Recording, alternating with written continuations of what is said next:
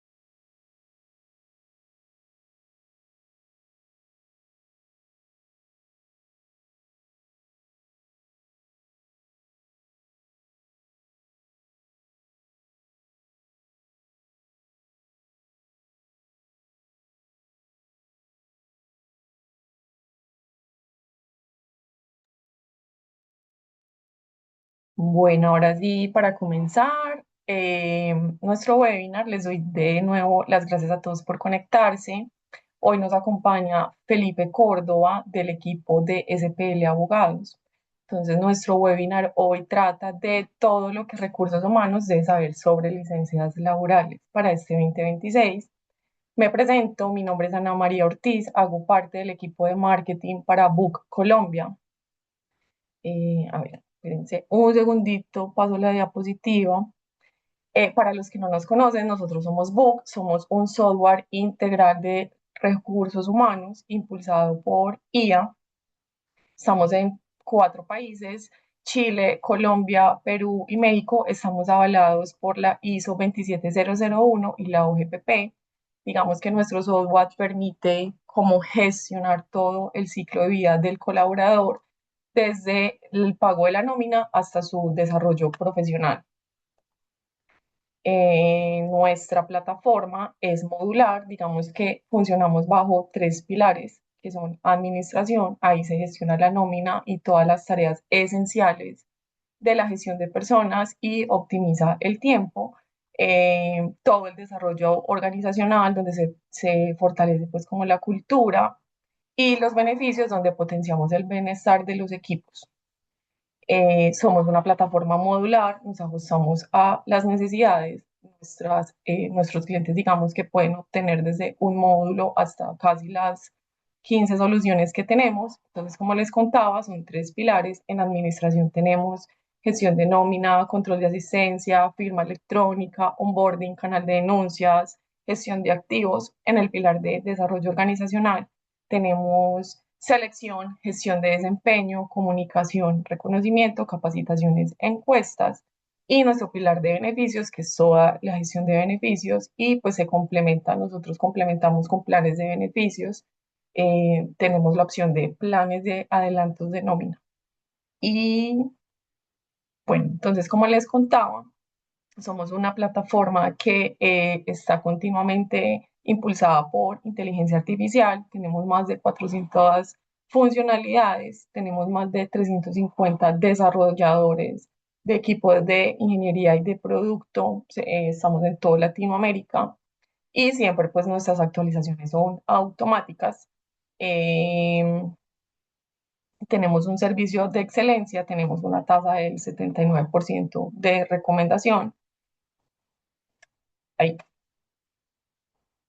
Nuestra tasa de respuesta son 41 segundos en nuestro servicio al cliente. Tenemos un servicio, perdón, una calificación de satisfacción de 4.8 de una escala del 1 al 5 y tenemos pues en verdad muy poca tasa de salida. Estos son nuestros clientes. Tenemos esta diapositiva que son como los principales clientes que tenemos en Medellín, tenemos muchos más. Y pues te invitamos a seguirnos, a compartir esta experiencia y ya le doy paso a Felipe que nos va a dar la charla sobre el tema de hoy. Bueno, les quería dar algo adicional y es que al final vamos a responder las preguntas. Si quieren, pues las van dejando en el chat si les surge, pero pues Felipe va a contestarlas al final. Muchas gracias de nuevo por conectarse y ya damos inicio. Bueno, muy buen día para todos los que nos acompañan en este espacio. Gracias a ti, Ana, y a todos los que integran el equipo de BUC. Para los que no nos conocen y para los que no me conocen, me presento. Mi nombre es Felipe Córdoba Fajardo, abogado y director del área laboral de la firma SPL Salgado Abogados y Consultores SAS. Como bien lo decía Ana, les damos la bienvenida a este webinar en el que abordaremos un tema absolutamente crítico en la gestión laboral empresarial y con mayor relevancia a partir de la reforma laboral Ley 2466 del año 2025, que corresponde precisamente a las licencias laborales en Colombia. Para iniciar, es fundamental que partamos desde una definición clara sobre el concepto o a qué hace referencia las licencias y específicamente las licencias laborales. Cuando hablamos de licencias laborales, nos referimos precisamente a esa autorización que puede tener ya sea un origen legal, un origen convencional o que incluso puede generarse a partir del acuerdo entre las partes, es decir, entre el trabajador y el empleador. Y esta licencia le da la oportunidad a que el trabajador pues se ausente del cumplimiento de sus labores por X o Y situación. Esa ausencia claramente puede ser remunerada o sin remuneración, dependiendo del caso, y que incluso puede generar o no la suspensión del contrato de trabajo que derivaría en unos efectos, pero que más adelante los veremos en qué casos aplica y en qué casos no. Esto es importante porque rompe esa idea equivocada que en muchas ocasiones se tienen en las empresas, porque no todas las licencias implican precisamente esa suspensión del contrato y tampoco todas implican precisamente la interrupción de las obligaciones derivadas del empleador. Cada tipo de licencia tiene sus efectos distintos y ahí es donde empiezan muchos de los riesgos que las empresas, pues desafortunadamente, tienen que afrontar. Ahora bien, ¿cuál es esa finalidad de las licencias laborales? Pues estas no se constituyen precisamente como una decisión unilateral del empleador, sino que tienen precisamente un fundamento constitucional que está establecido en el artículo 48 y en el artículo 53 de la Carta Política, e incluso dentro del Código Sustantivo del Trabajo observamos diferentes licencias laborales, así como las demás normas que observaremos a medida de esta presentación. Adicional a esto, las licencias están orientadas a esa protección de los derechos fundamentales del trabajador. ¿Y a qué hago referencia con ello? Pues precisamente es a la garantía de conciliar la vida personal y laboral del trabajador y a ese adecuado funcionamiento del sistema general de seguridad social. Es decir, nosotros estamos frente a una institución jurídica que tiene precisamente un profundo contenido constitucional que eventualmente puede ser protegido por algunas acciones legales que más adelante procederemos a observar. Entrando en materia, pasamos ahora a identificar cuál es esa clasificación general, y aquí encontramos dos grandes grupos. El primero de ellos es precisamente las licencias remuneradas y el segundo son las no remuneradas, o que eventualmente podríamos denominarlas como voluntarias. Estas tienen esa facultad que pueden ser pactadas entre el trabajador y el empleador. Ahora, dentro de las licencias remuneradas, como lo podemos observar dentro de la diapositiva, encontramos múltiples licencias. Dentro de ellas están la licencia de maternidad, la licencia de paternidad, la licencia por luto, la licencia por calamidad doméstica, las relacionadas con el ejercicio al derecho al voto o el sufragio, y las otorgadas por comisiones sindicales, e incluso una figura que no es muy conocida, que es la licencia por asistencia al entierro de compañeros o al cuidado de la niñez. Por otro lado, tenemos las licencias no remuneradas, que generalmente responden es a intereses personales o particulares del trabajador. Por ejemplo, el trabajador tiene que ejecutar algún tipo de estudio o desafortunadamente tiene un asunto personal que no se puede evacuar a través de una licencia remunerada, y que cuya concesión pues depende precisamente de la voluntad de las partes, o eventualmente de manera unilateral el empleador puede concederla o no dependiendo de ese tipo de licencia. Seguimos entonces a esta diapositiva. Regálenos un segundito que se perdió el... Ahora sí, listo. Seguimos entonces con esta diapositiva y es clave entender las diferencias de estas dos categorías, de estas dos grandes clasificaciones, las remuneradas y las no remuneradas. Como observamos en la gráfica, en las licencias remuneradas existe precisamente una obligación legal del pago del salario. Todas las licencias claramente remuneradas pues obedecen a ese pago del salario y están reguladas en la ley. Además, no dependen de esa voluntad, de esa parte evolutiva del empleador y su duración dependerá de lo que establezca la norma que lo regule. A falta de ello, pues eventualmente pueden acordar de mutuo acuerdo entre el empleador y el trabajador, como sucede en las licencias de calamidad doméstica, que más adelante observaremos a detalle cada una de estas licencias.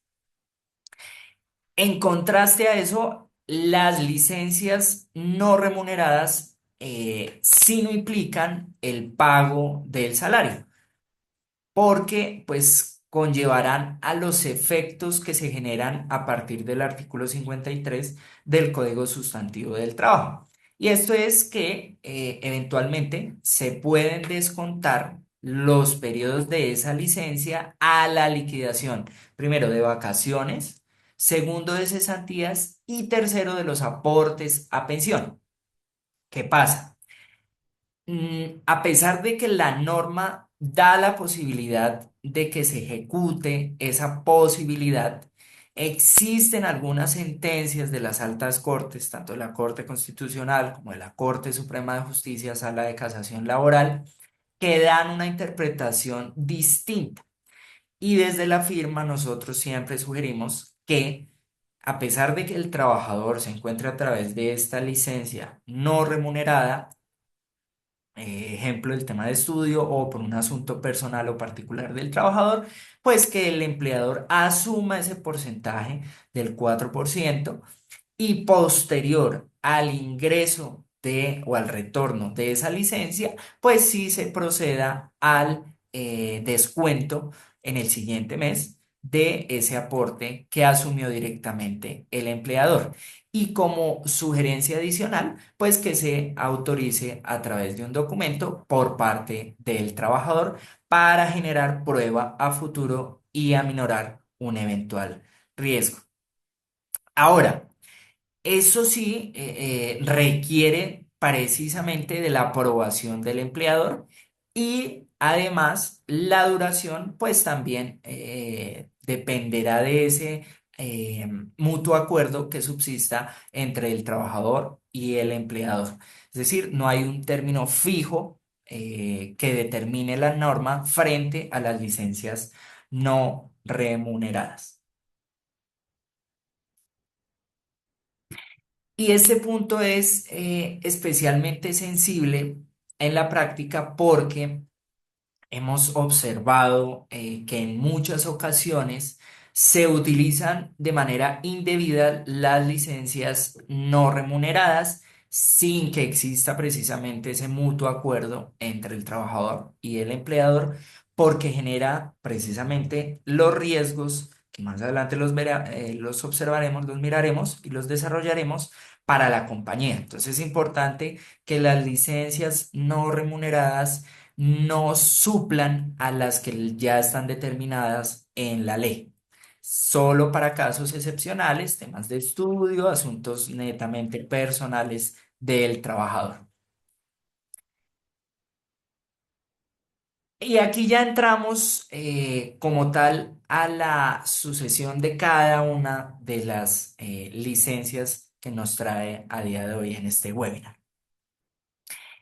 Y para comenzar, vamos a proceder con una de las más importantes, si no la más importante, que es precisamente la licencia de maternidad.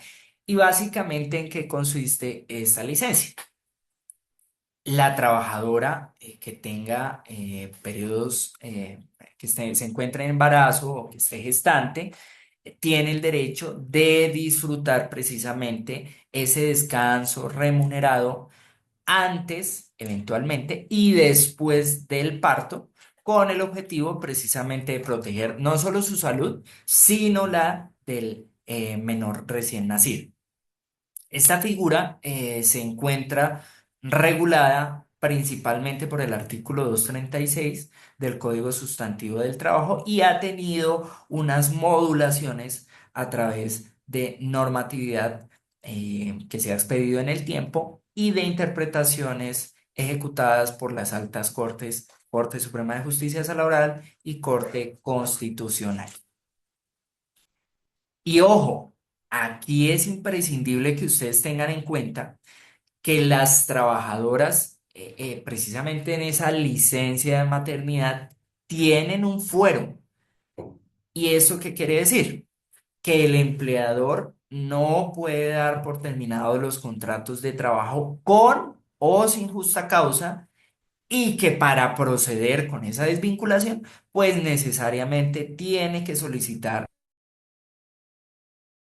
la autorización ante el Ministerio de Trabajo para que solo en ese escenario pues se dé precisamente la desvinculación o la finalización de ese vínculo contractual. Más adelante observaremos cuáles son esas consecuencias legales y administrativas que conllevarían a desconocer esta regla.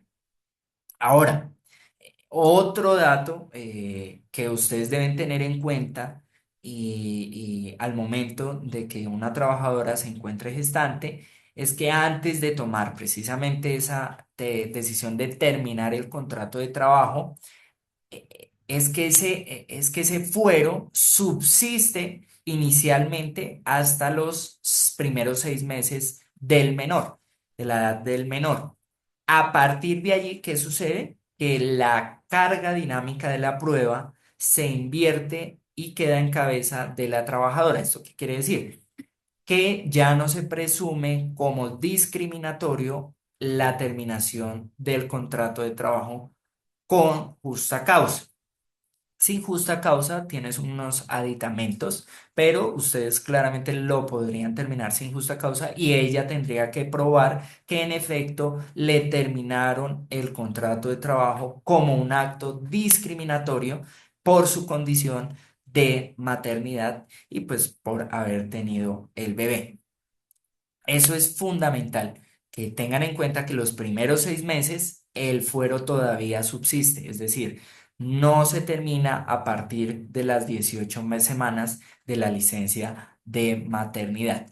Y como último dato importante, ojo, aquí pongan mucha atención a esto porque hace un año, pasado un año larguito, la Corte Constitucional en la sentencia T-169 del año 2025 abrió la puerta de un eventual fuero de lactancia. ¿Y qué pasa? Normalmente, pues las mujeres podían tener su descanso de 30 minutos para precisamente amamantar a su bebé o tener su espacio para el tema de la leche y en su momento dárselo al bebé. Con la ley 2306 del año 2023, pues se amplía ese término hasta los 2 años. Y la Corte Constitucional, dentro de su estudio, bajo los principios constitucionales de protección de la mujer gestante y la mujer lactante, vio la necesidad que en caso de que el médico que atienda a la trabajadora estime pertinente que la madre debe seguir suministrando la leche al menor, pues podrá tener un fuero de lactancia. ¿Qué quiere decir ello? Que pues no puede ser despedida sin autorización del Ministerio de Trabajo. Es una sentencia que ustedes deben tener en cuenta en caso de que se encuentren con una mamita lactante para, previo a una eventual terminación del contrato, dependiendo de la causal, de cómo haya sido el trámite, terminen o no el contrato de trabajo, porque a partir de esta sentencia se abre precisamente esa posibilidad,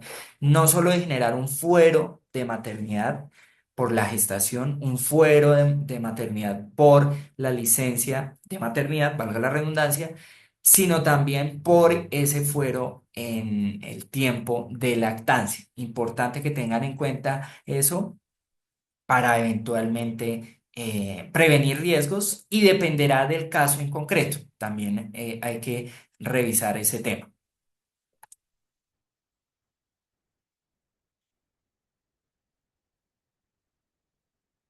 Retomando ahora sí el hilo de esta licencia, desde el punto de vista jurídico y práctico, esta tiene varias características, que son las siguientes.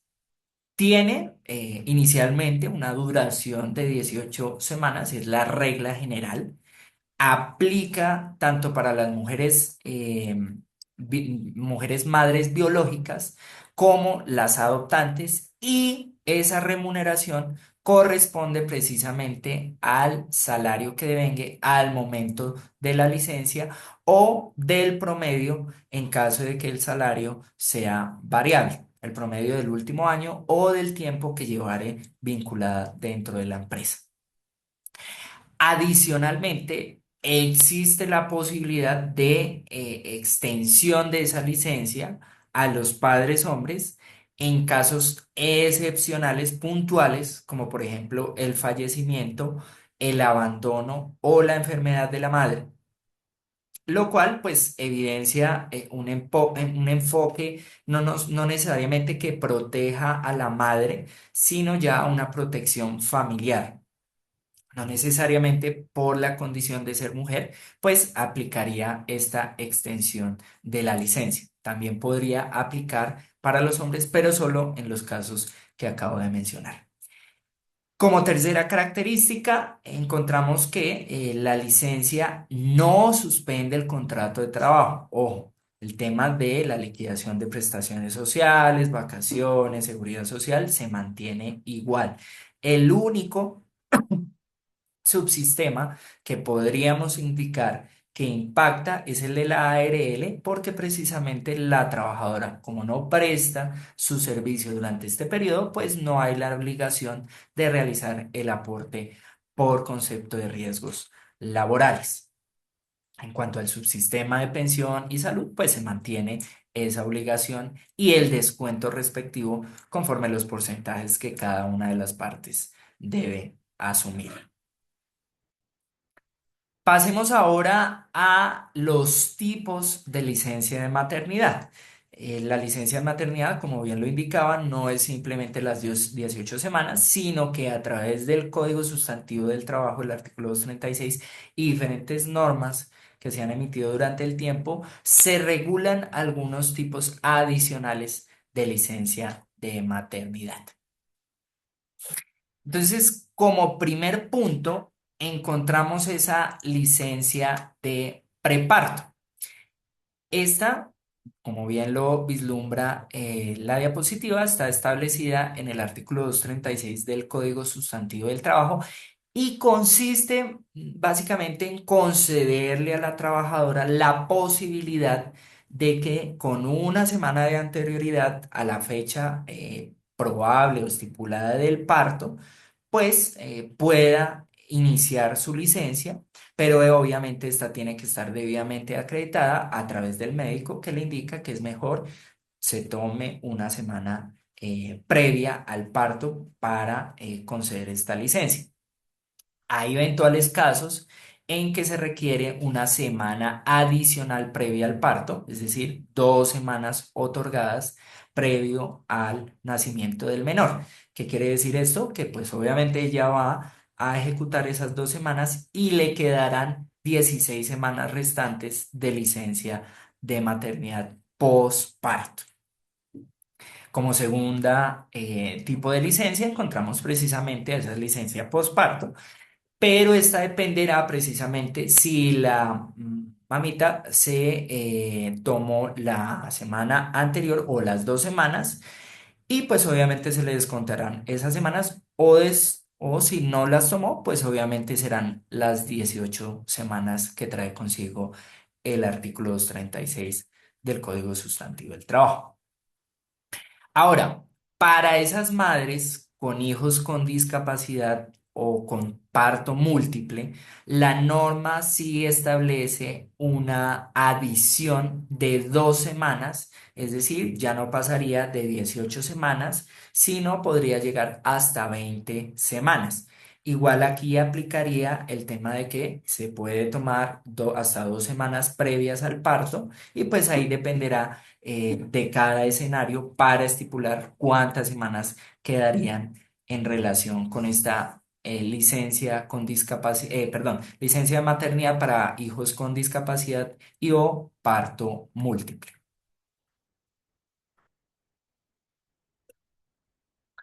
Pasemos entonces a la siguiente licencia y es esta que precisamente corresponde a las madres con niños prematuras. Estas trabajadoras, perdón, tendrán o tienen en cuenta la diferencia entre la fecha gestacional, ¿esto qué quiere decir? Que pues básicamente es el tiempo de desarrollo del feto dentro del útero hasta el nacimiento a término del bebé. Y esas pues serán asumidas o serán sumadas mejor a las 18 semanas que establece el artículo 236. Por ejemplo, normalmente el término de gestación del bebé pues se encuentra entre las 38 semanas y las 42 hasta las 42 como término máximo. Pero en este escenario vamos a decir que, por ejemplo, de esas 38 semanas como límite, una mujer tuvo su bebé en la semana 32. ¿Qué quiere decir eso? Que tendría la posibilidad de 6 semanas adicionales a esas 18 que trae consigo el artículo 236 del Código Sustantivo eh, el Código Sustantivo del Trabajo. Entonces pasaría no solo de 18 semanas, sino a 24 semanas, pues obviamente debido al hijo prematuro, con el fin precisamente de compensar el tiempo que faltó para que se gestara el bebé y así poderlo cuidar toda vez que el niño requiere unos cuidados mucho más precisos. Sigamos ahora con la licencia parental compartida, que normalmente uno en la práctica no ve que se utilice mucho, pero está instituida en la ley y que puede ser utilizada. Esta está regulada en la ley 2114 del año 2021 y básicamente esta consiste en que los padres pueden distribuir libremente de común acuerdo las últimas 6 semanas de la licencia de maternidad de la madre, pero eso sí deben cumplir con ciertos requisitos. ¿Cuáles son? El primero es que el tiempo de la licencia parental se cuenta a partir de esas semanas previas al parto o también a partir de que la madre tiene el bebé. La segunda es que la madre debe tomarse como mínimo las primeras 12 semanas. Es decir, usted a partir de la sexta semana, pues no puede acordar la distribución, sino que se tiene que tomar la madre que tuvo el bebé, debe tomarse necesariamente las 12 primeras semanas. Este es un derecho intransferible frente a las primeras 12 semanas. Tercero, no se puede tomar de manera fragmentada. Ejemplo, no vale tomar que el papá va a ejecutar 2 semanas y luego trabaja y luego la mujer realiza otras 2 semanas. Tampoco se pueden intercalar y mucho menos se puede ejecutar al mismo tiempo entre el trabajador y la trabajadora. Es decir, de manera simultánea, los periodos no se podrían salvo que la madre tenga una enfermedad postparto. Ahora,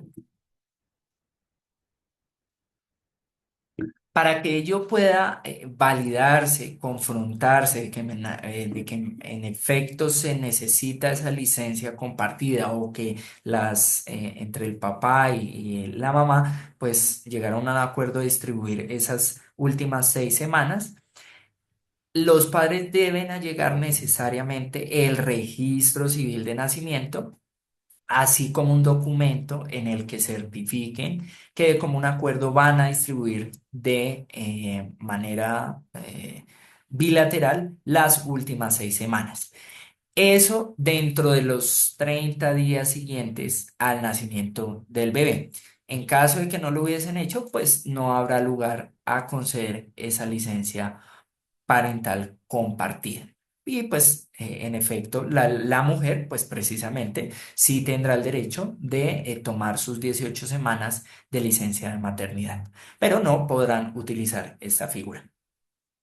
Y aquí es importante que ustedes tengan presente que los padres que hayan sido condenados bajo un delito contra la libertad, la formación sexual, violencia intrafamiliar, dentro de los últimos 5 años al nacimiento del bebé, no pueden optar por este tipo de licencia parental compartida. La norma expresamente lo indica que no pueden optar por esa situación, por lo que sí es sugerible que el empleador haga un seguimiento previo a conceder esa licencia, so pena de estar eventualmente incurriendo en un desconocimiento de la norma y dar la posibilidad a que el Ministerio de Trabajo pues entre a fiscalizar esa inconsistencia.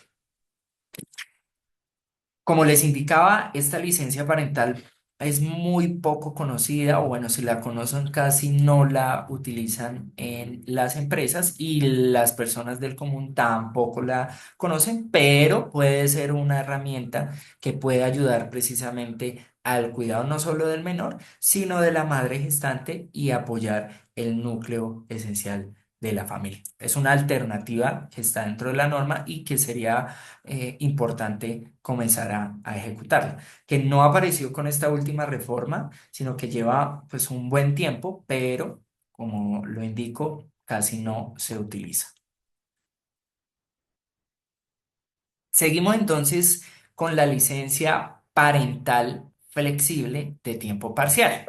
Esta también está estipulada en la Ley 2114 del año 2021 y básicamente hace referencia a que la madre y el padre, o el padre, perdón, pueden cambiar un periodo de su licencia de maternidad o de paternidad por un periodo de trabajo a medio tiempo. Y esto se entiende con un ejemplo. Entonces, digamos que la madre a partir de la semana 14 decide acogerse precisamente a esta licencia parental flexible de tiempo parcial y con base a que ella ya ejecutó sus primeras 14 semanas, le quedarían 4 semanas para descansar de su licencia de maternidad. No obstante, con esta figura podría duplicarse esas semanas a 8, esas 4 restantes pasarían a ser 8 para que ella pueda ejecutar ese trabajo en medio tiempo. El tratamiento frente al nivel remuneratorio, pues básicamente es que tiene ese salario parcial porque lo está ejecutando.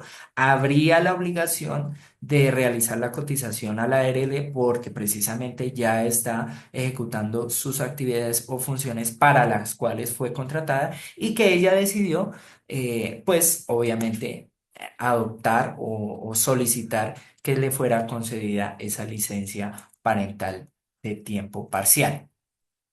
Ahora, aquí aplica la misma regla de que las 12 primeras semanas debe necesariamente disfrutarla la trabajadora. A partir de la semana 12, es decir, a partir de la 13, puede solicitar ese medio tiempo.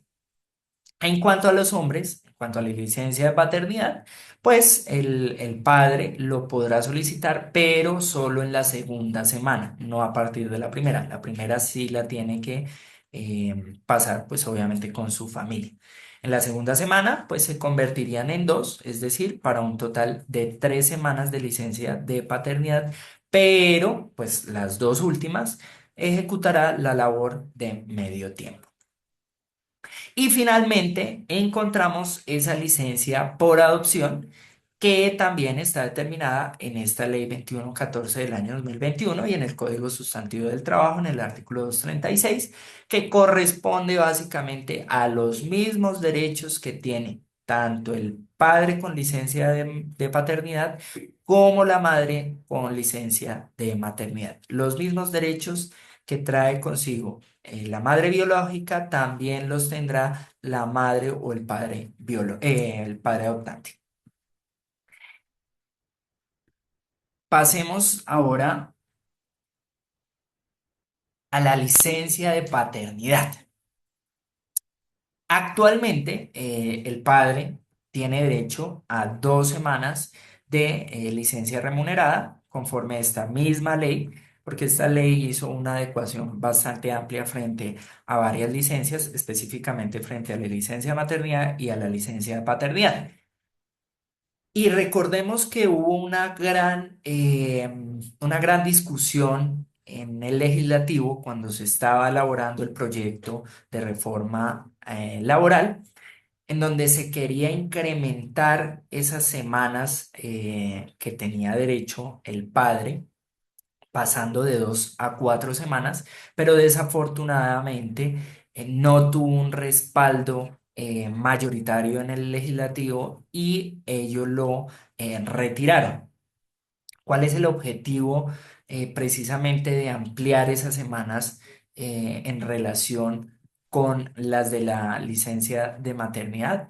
Precisamente que haya una equiparación, un derecho a la igualdad y en ese sentido no se trata de discriminar a la mujer porque normalmente pues las empresas cuando ven una licencia de maternidad frente a una licencia de paternidad, pues eventualmente podría generar un tema de discriminación. Incluso hay teóricos en los que indican que la licencia de maternidad y la licencia de paternidad debería ser la misma, 18 semanas y 18 semanas. No obstante, pues ello sería un tema bastante insostenible para las empresas. Es un tema que genera discusión, pero pues que cada uno tendrá su percepción. Ahora, algo que normalmente la gente desconoce y que lo trae consigo el artículo 236 y la misma norma que hacían mención hace un momento, es que esa licencia de paternidad sí puede ser aumentada hasta 5 semanas, pero que dependerá de esa tasa de desempleo, de esa tasa de nivel de desempleo, pero que pues desafortunadamente se aplicará si se disminuye un punto porcentual cada año, situación que para el 2026 no aplica por cuanto no se alcanzó a ese 1%. Entonces es muy complicado que lleguemos a aumentar incluso hasta la tercera semana. Tendríamos que tener un año en donde la tasa de desempleo disminuyera 5 o hasta 3, mejor, 3 puntos para que se consideran esas 3 semanas adicionales para los trabajadores, hombres, que tuvieran derecho a la licencia de paternidad. Y aquí hay un punto clave desde la práctica, y es que el único soporte válido para ese reconocimiento de la licencia es precisamente, como lo había indicado, el registro civil de nacimiento, que, como pues lo había indicado, debe ser allegado con 30 días posteriores al nacimiento del bebé. Ahora, el incumplimiento de este requisito, pues, puede generar controversias con la EPS, eventualmente ante un recobro, y pues, desafortunadamente, si la EPS no lo paga, pues el empleador debe asumir directamente ese costo.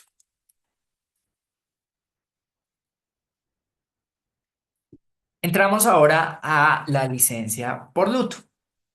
Esta sí, pues claramente es muy conocida.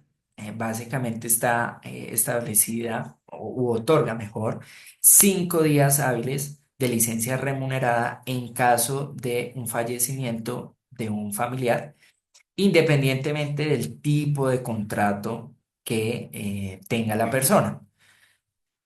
La norma no hace ninguna distinción porque el trabajador tenga un contrato a término fijo, porque tenga un contrato a término indefinido o porque tenga un contrato por obra o labor accidental, ocasional o transitorio. No, la norma no hace ningún tipo de distinción frente a ello. Entonces, pues, obviamente esa licencia se tiene que otorgar a todo trabajador dependiente. Adicional a ello, la Corte Constitucional en su momento, como lo ven ustedes en pantalla, en la sentencia C-892 del año 2012, decidió ampliar ese alcance de esta licencia, reforzando precisamente la protección al núcleo familiar. Y en ese sentido, ustedes se preguntarán bajo qué parentesco se podría considerar, se podría solicitar y se podría conceder esa licencia.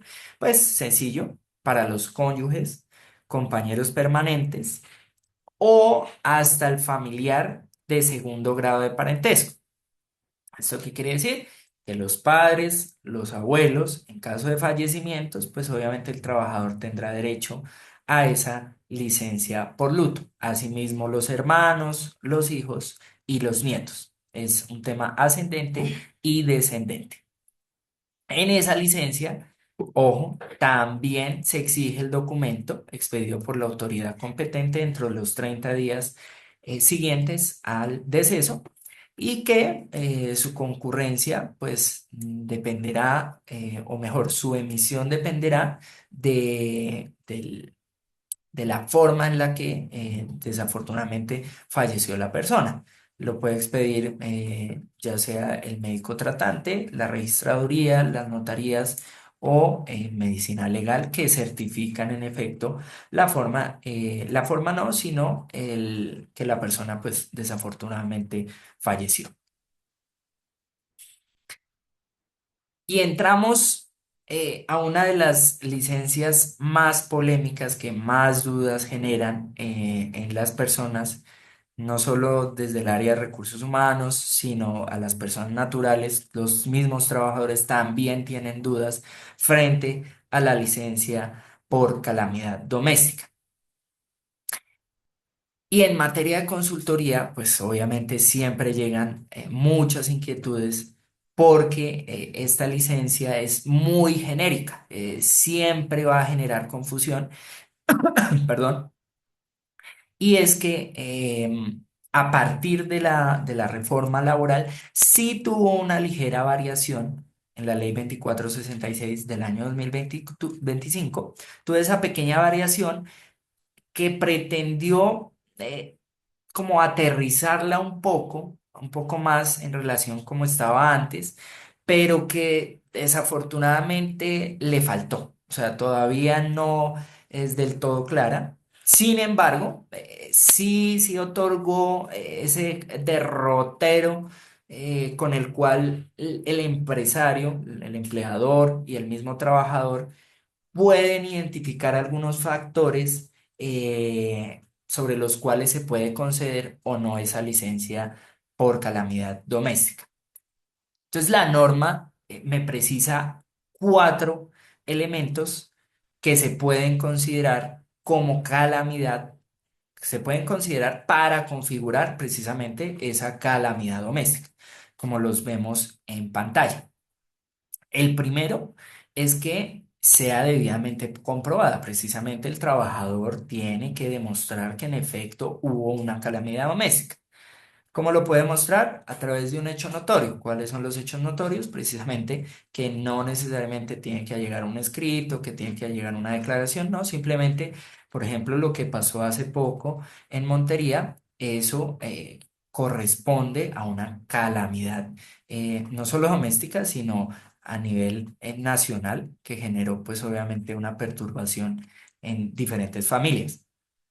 Entonces, ese tipo de situaciones uno puede considerarlas como una calamidad doméstica que eventualmente pues no necesitan pruebas, pero para otro tipo de situaciones necesitaríamos algún tipo de constancia de que en efecto surgió esa calamidad doméstica.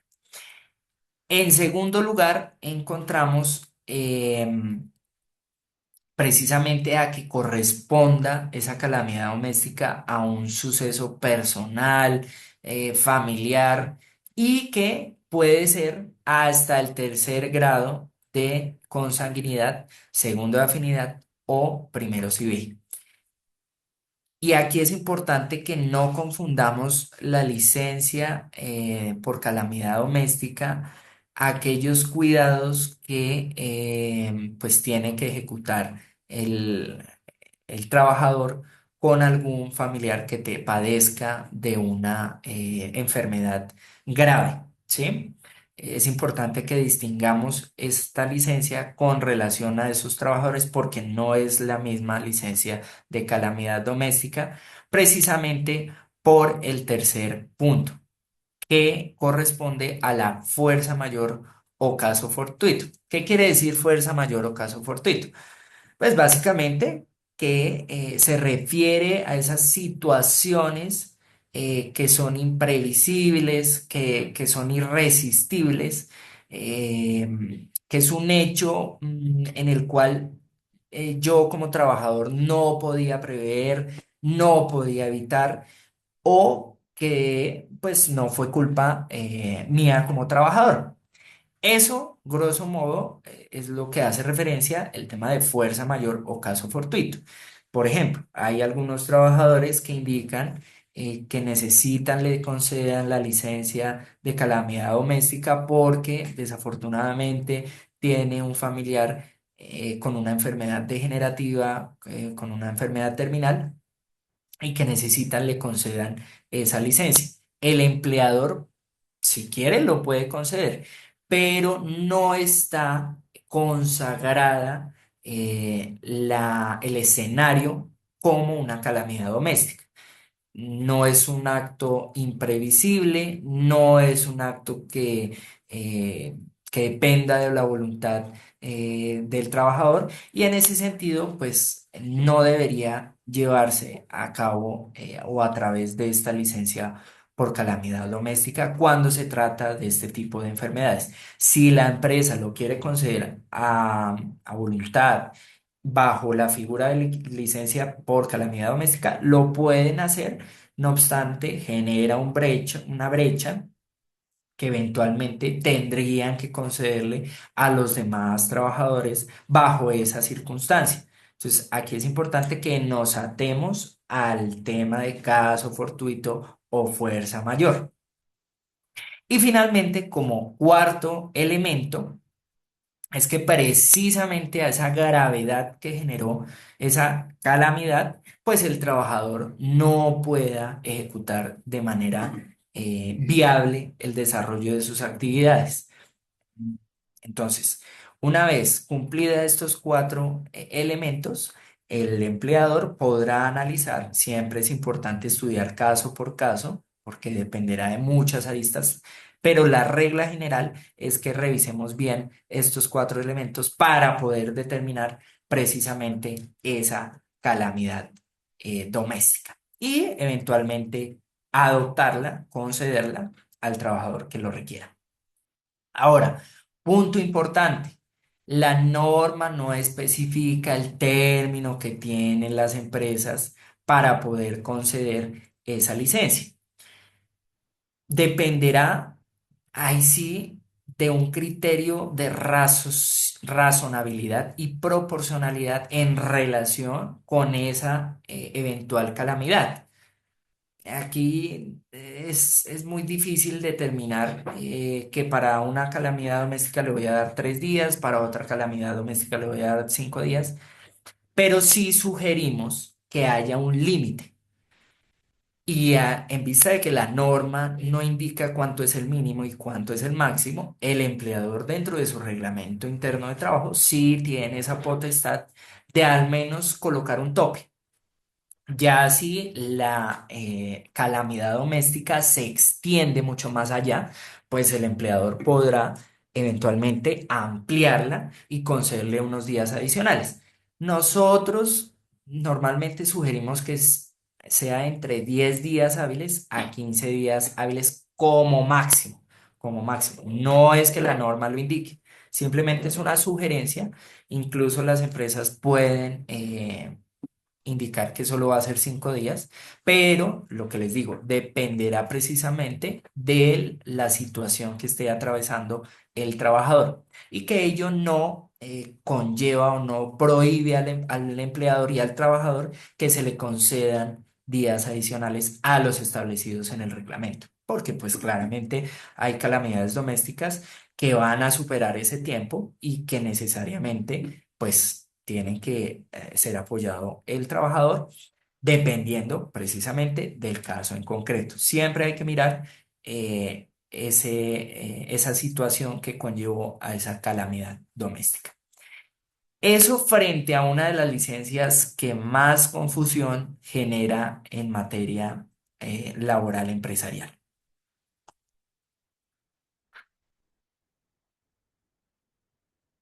Sigamos entonces con las licencias que surgen a partir del ejercicio precisamente del derecho de ser elegido, eh, de votar y ser elegido, ¿no? Entonces, aquí a ti te da la norma, la posibilidad de que te den media jornada o un día compensatorio en dos eventos. Cuando tú realizas la votación, pues tienes derecho a media jornada.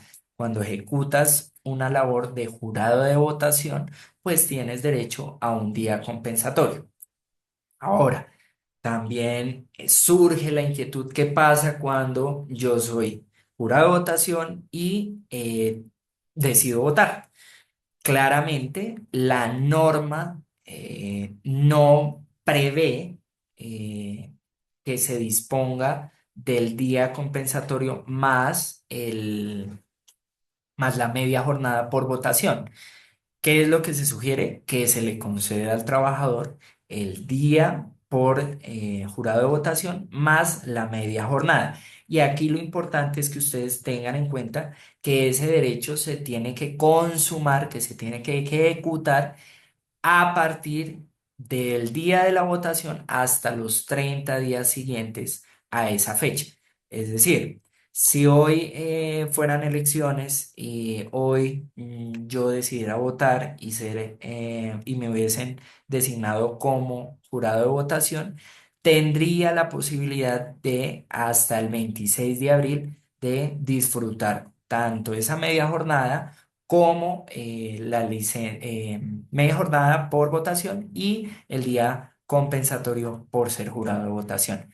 Ello dependerá si el trabajador lo solicita, ¿no? Si no lo solicita, pues el empleador no está en la obligación de mandarlo a descansar. Esto ya es un tema más de que el trabajador sea proactivo y pues ejecute esa garantía, ese derecho que le dispone precisamente la norma. Continuemos ahora con las licencias por comisiones sindicales.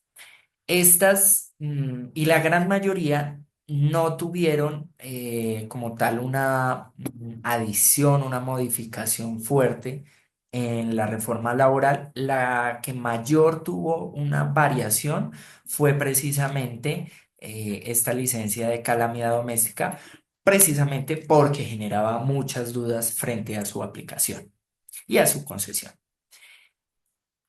Pero frente a la comisión sindical, su sustento lo podemos encontrar precisamente en ese respaldo constitucional, artículo 53 de la Constitución Política y artículos de negociación colectiva y asociación sindical, y está respaldada adicionalmente en el artículo 57 del Código Sustantivo del Trabajo.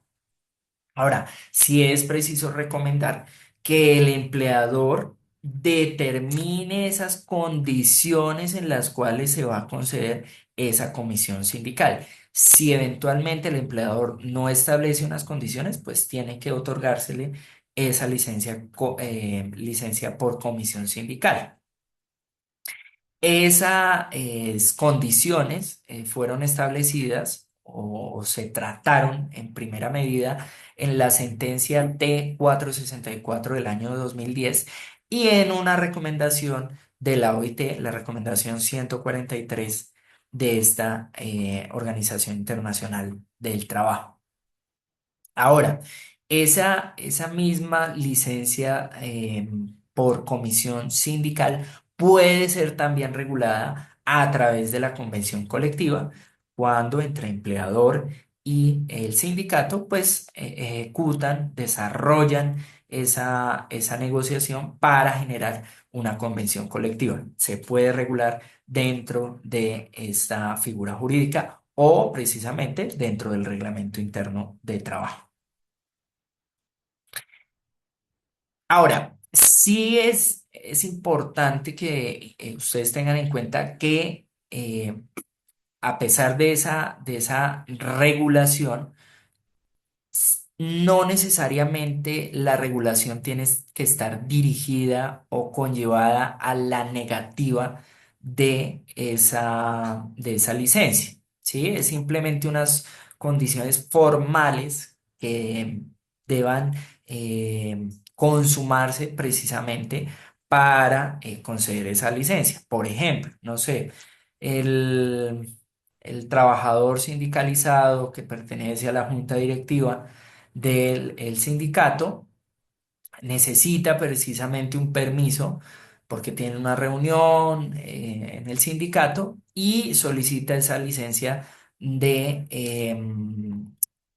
comisión sindical, pero el empleador puede indicar que esa comisión o esa solicitud para que se le conceda sea llegada con un tiempo determinado para serle concedido y que no afecte precisamente la operatividad de la empresa. Entonces pueden ser dos condicionales que se pueden imputar dentro del reglamento interno de trabajo, pero que dependerá precisamente de ese criterio de razonabilidad y proporcionalidad, porque lo que les digo, la idea no es que se desconozca esta licencia de comisión sindical. Es decir, a palabras mayores, que no se entorpezca la posibilidad de poder disfrutar este tipo de beneficio.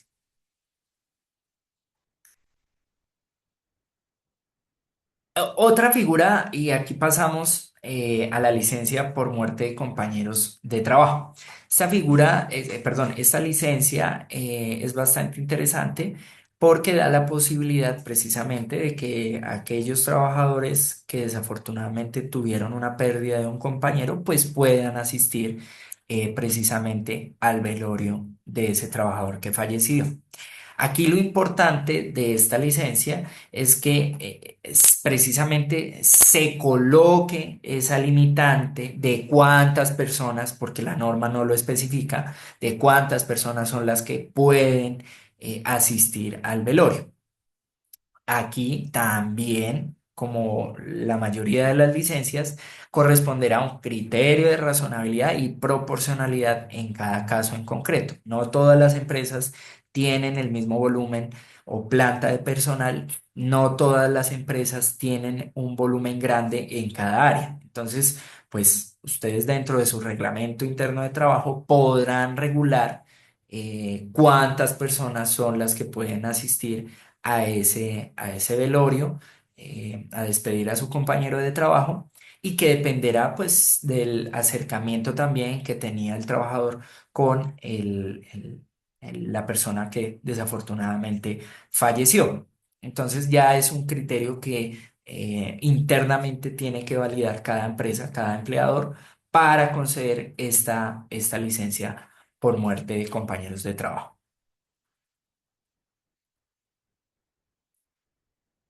Y aquí llegamos a otra licencia que tampoco es muy conocida, casi siempre eh, cuando nos solicitan asesoría, pues en caso de que se cumplan ciertos requisitos,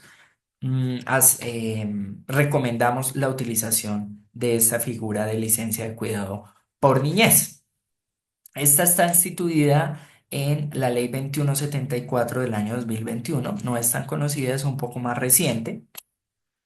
Y básicamente es esa posibilidad que tiene la madre o el padre de solicitar al menos 10 días de licencia por cada año cuando su bebé, su hijo menor, tenga graves condiciones de salud y pues que necesiten precisamente la atención por parte de sus padres.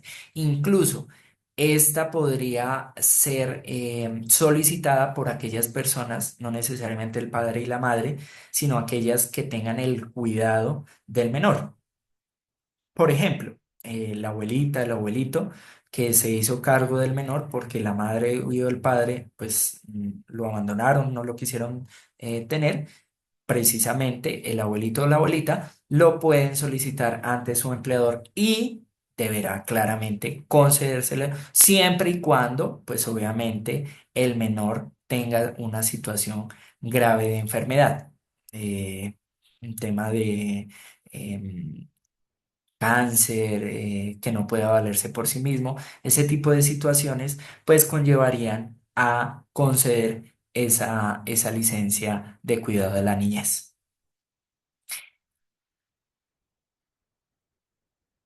Y aquí pasamos a un tema que salió recientemente y es la resolución 7241 del año 2026. Esta resolución fue expedida hace un par de días por el Ministerio de Educación. Pero ojo, ojo, aquí es importante que ustedes tengan en cuenta que esta resolución no aplica para el sector privado. Única y exclusivamente va a aplicar para aquellos servidores públicos aquellas servidoras públicas, mejor, que se encuentran vinculadas al Ministerio de Trabajo.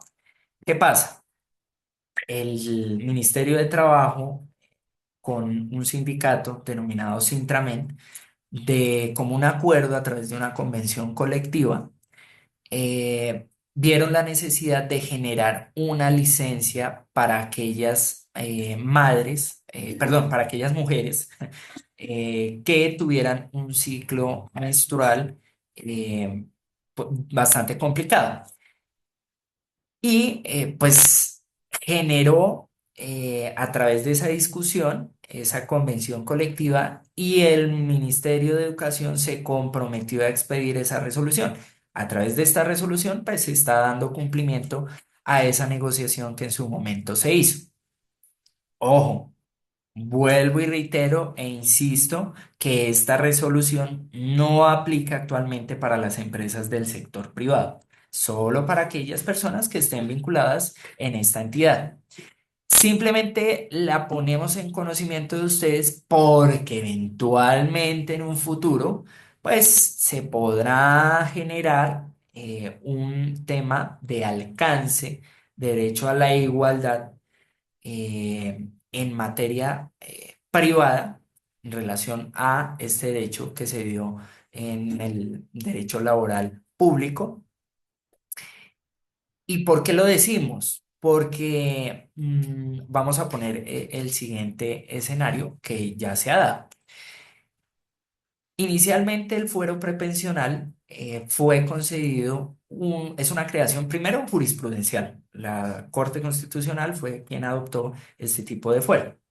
Básicamente es que ninguna persona puede ser despedida con 3 años al cumplimiento de las semanas para pensionarse o la edad de pensión. Entonces, a través de esa figura jurisprudencial que creó la Corte Constitucional, aplicaba única y exclusivamente para el sector público. Obviamente está sustentada en una ley. Sin embargo, la Corte Constitucional amplió esa aplicación para el sector privado. Entonces, si ello sucedió con el fuero prepensional, claramente podría suceder también a través de esta licencia para aquellas mujeres con ciclos menstruales bastante complejos. Entonces, pues obviamente la resolución establece unos escenarios en donde se pueden conceder 1 o hasta 2 días o incluso trabajar de manera remota, pero lo que quiere significar, lo que queremos significar con esto es que eventualmente en un futuro puede que también en el sector privado se llegue a aplicar este tipo de situaciones. Entonces no se nos haga nada extraño que eventualmente se pueda generar esta figura también en el sector privado. Reitero, a día de hoy no está aplicando en el sector privado. Ojo, eso es importante que lo tengan en cuenta porque no quiero que salgan del webinar y ustedes digan que el abogado tal de la firma tal dijo que ahora las mujeres con ciclo menstrual tienen derecho. No, no, simplemente esto es para que ustedes lo visualicen, lo tengan ahí como un dato, simplemente como un dato que no aplica en el sector privado, pero que sí ya tendría efectos solo para el Ministerio de Educación.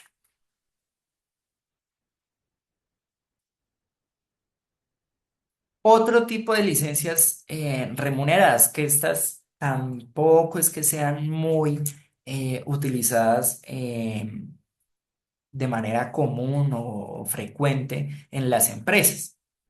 Y básicamente son aquellas aplicables a los deportistas, a los miembros de organismos de respuesta inmediata como bomberos, defensa civil, Cruz Roja, etc.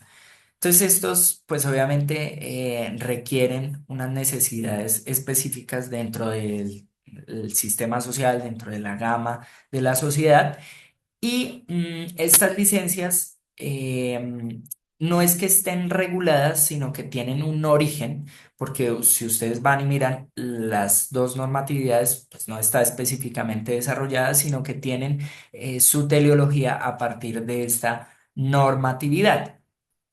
Entonces, cuando uno tiene un trabajador, por ejemplo, un deportista, que cumple sus funciones como director, como ingeniero, bueno, X, cualquier profesión, y practica algún deporte, fue clasificado a unos Juegos Olímpicos, pues precisamente podrá solicitar esta licencia remunerada con base en la normatividad, la ley 181 del año 1995 y la ley 575 del año 2012. Asimismo, los bomberos, Defensa Civil, Cruz Roja, entre otros. Eso frente a ese tipo de licencias que, como les digo, casi nunca se ven y se utilizan. Pasemos ahora a las licencias o permisos, porque hay que tener claridad frente a licencias y permisos. No confundir permisos. Los permisos normalmente no son remunerados. Ya si el empleador lo quiere conceder como un permiso remunerado, pues lo puede hacer, pero podría estar desnaturalizando la figura del permiso. Entonces, licencias no remuneradas o permisos no remunerados. Como lo podemos ver y como lo mencionaba al inicio de la exposición, estos tienen que manejarse con cautela porque pues no pueden imponerse de manera unilateral ni tampoco se pueden utilizar como un mecanismo para evadir precisamente obligaciones laborales. Porque en ocasiones pues hemos vislumbrado, hemos visto que se utilizan este tipo de licencias para no pagar el salario. Entonces es importante que se adecúe, se utilice precisamente para temas de estudios, asuntos netamente que tenga que evacuar el trabajador y que sean solicitados precisamente por el trabajador. No es un acto impositivo del empleador. Eso sí, se recomienda que se analice internamente ese tema porque el tema de imponer las licencias o permisos no remunerados para desconocer o tratar de no conceder una licencia remunerada, pues sí genera un riesgo alto que ya en la siguiente diapositiva lo vamos a ver. Estas tienen fundamento en el artículo 51 del Código Sustantivo del Trabajo y aquí es importante que hagamos esa distinción porque estas sí suspenden el contrato de trabajo. Al no ejecutarse la labor, no hay lugar al pago del salario, pero única y exclusivamente corresponde a las licencias no remuneradas. Y en consecuencia, pues los efectos del artículo 53 del Código Sustantivo del Trabajo, que como lo mencionaba también al inicio de la presentación, es que se puede descontar de las vacaciones, cesantías y aportes a pensión con, eso sí, la precisión que hice en un comienzo.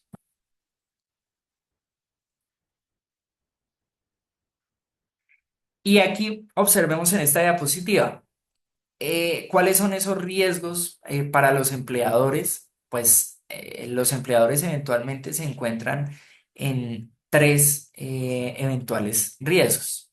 Dos legales a través de una acción constitucional o a través de una demanda ordinaria laboral y una investigación o fiscalización por parte del Ministerio de Trabajo. ¿Y a qué hace referencia la acción constitucional? Cuando se transgreden derechos fundamentales, las personas naturales, las personas jurídicas, pero en este caso serían las personas naturales, pueden solicitar la protección o la tutela en caso de desconocimiento de esos derechos fundamentales. Aquí podríamos hablar del derecho a la seguridad social, el derecho de asociación sindical, negociación colectiva, aunque estos, pues vía constitucional, eventualmente no se conceden, pero ante un caso específico podría eventualmente concederse. En casos de licencia de maternidad, cuando se termina el contrato de trabajo, ¿qué puede pasar? Que la madre puede solicitar la ineficacia de esa terminación del contrato de trabajo y en ese sentido que se reconozcan los salarios, prestaciones sociales, vacaciones y seguridad social desde el despido hasta el reintegro. Ojo, lo que mencionaba, las mujeres con licencia de maternidad y los hombres con licencia de paternidad tienen un fuero. No es viable que se terminen los contratos aún habiendo justa causa. Primero se deberá evacuar la autorización ante el Ministerio de Trabajo para ahí sí cumplir con ese requisito porque es un requisito legal que trae consigo el Código Sustantivo del Trabajo en el artículo 236. Y adicional a eso, eventualmente se puede solicitar una indemnización de hasta 60 días por el desconocimiento de esta licencia de maternidad o paternidad. Ahora, en cuanto a la fiscalización del Ministerio de Trabajo, pues precisamente en caso de indicarse alguna transgresión del Código Sustantivo del Trabajo, podrá multar, podrá imponer multas de hasta 5.000 salarios mensuales legales vigentes. Lo que normalmente observamos es que el Ministerio pues no ejecuta condenas tan amplias, sanciones, mejor, no condenas, sino sanciones de hasta 5.000 salarios, sino podrían oscilar entre 10 salarios mínimos hasta 100 salarios mínimos mensuales legales vigentes, pero su tope es 5.000. Si ellos quisieran imponer esa sanción de 5.000 salarios mínimos mensuales legales vigentes, lo puede ejecutar. Y frente a acciones ordinarias laborales, pues encontramos precisamente una demanda en la cual se solicite precisamente la declaratoria de algún desconocimiento de la normatividad laboral, en este caso que eventualmente no surta la acción constitucional de tutela frente al reintegro en licencia de maternidad o paternidad porque no se cumplieron con los requisitos mínimos, pues el trabajador puede instaurar esa acción ordinaria para que un juez laboral, ya dentro de un proceso un poco más amplio, pueda analizar si se cumplieron o no los requisitos del Código Sustantivo del Trabajo, que las consecuencias serían las mismas en caso de una declaratoria: pago de salarios y prestaciones sociales, pago de vacaciones, seguridad social y eventualmente el reintegro si es que se solicita dentro de la demanda ordinaria laboral. Eso frente a los riesgos más importantes que se vislumbra dentro del desarrollo de las licencias laborales cuando son manejadas de manera incorrecta o que no se ejecutan conforme el Código Sustantivo del Trabajo y la normatividad laboral que se había explicado. Ahora, como buenas prácticas, como recomendaciones que pueden adoptar las empresas frente a evitar precisamente esos riesgos, la consumación de esos riesgos. La primera de ellas es una política interna de licencias. Ustedes como empresa, como empleadores, pueden practicar, consumar, desarrollar, crear una política que establezca las condiciones mínimas para reconocer las licencias. Ojo, esta política, vuelvo y reitero, tiene que estar creada o sustentada bajo criterios de proporcionalidad y razonabilidad. Lo importante es que no intentemos a través de esta política desconocer precisamente las licencias que están discriminadas en el Código Sustantivo del Trabajo y las demás normas laborales. Simplemente es colocar unas condiciones mínimas o aterrizar un poco más esa generalidad que a veces trae consigo las normas. Dos, la capacitación, precisamente lo que estamos viendo hoy, capacitación a líderes, al área de recursos humanos, obviamente en apoyo de las áreas jurídicas, de firmas de abogados. Tercero, documentos soportes. Siempre los trabajadores deberán allegar las pruebas de que en efecto se debe ejecutar esa licencia que está requiriendo. Si no hay soportes, pues eventualmente no podría concederle esa licencia que está ejecutando o que está solicitando mejor el trabajador. Como último escenario, una coordinación entre la ARL, la EPS, pues para que no haya un tema de conflicto en cuanto a la recaudación de algún tipo de licencia. Básicamente, esas son las recomendaciones, los consejos que nosotros como firma podemos entregarles a ustedes para el cumplimiento no solo de las licencias laborales en Colombia, sino también evitar los riesgos, que es básicamente esa debida diligencia que deberían ejecutar todas las empresas para precisamente, valga la redundancia, prevenir cualquier tipo de litigio ordinario o constitucional en caso de un desconocimiento o la fiscalización del Ministerio de Trabajo. De esa manera, hemos finalizado ya este espacio de este webinar. Les agradezco mucho nuevamente la atención al equipo de BUC, a Tiana. Espero que este escenario haya sido útil para fortalecer ese conocimiento sobre las licencias en Colombia y en relación con algunas modificaciones que tuvo las licencias conforme a la reforma laboral, Ley 2466, y nos veremos en una próxima oportunidad. Muchas gracias. Nosotros somos la firma SPL Salgado Abogados. Nuestros contactos nos pueden seguir en Instagram, en LinkedIn, en Facebook, en nuestro correo es info@splabogados, perdón, .com y nuestra página web www.splabogados.com. Nosotros somos una firma que lleva más de 10 años en el mercado, ofrecemos indistintos servicios jurídicos a nivel nacional, no solo aquí a nivel Bogotá, sino a nivel nacional. Precisamente tenemos clientes en el área o en la región Antioquia y pues estamos dispuestos a ayudarlos en cualquier tipo de inquietud. No sé, Ana, si existan algún tipo de inquietudes, Hola, dudas. sí, ¿cómo estás? Bueno, no, gracias Felipe, gracias a todos los que continúan conectados. Si tenemos un par de preguntas, voy a mirar si hay unas que no pues porque siento que hay unas que respondiste durante la charla. Entonces, espérame, la busco.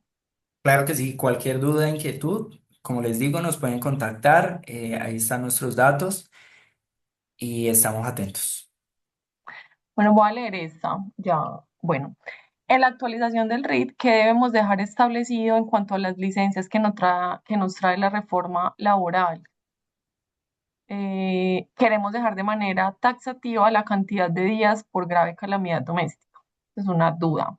Sí, entonces lo que mencionaba durante el desarrollo del webinar, ustedes como empresa pueden ejecutar un limitante.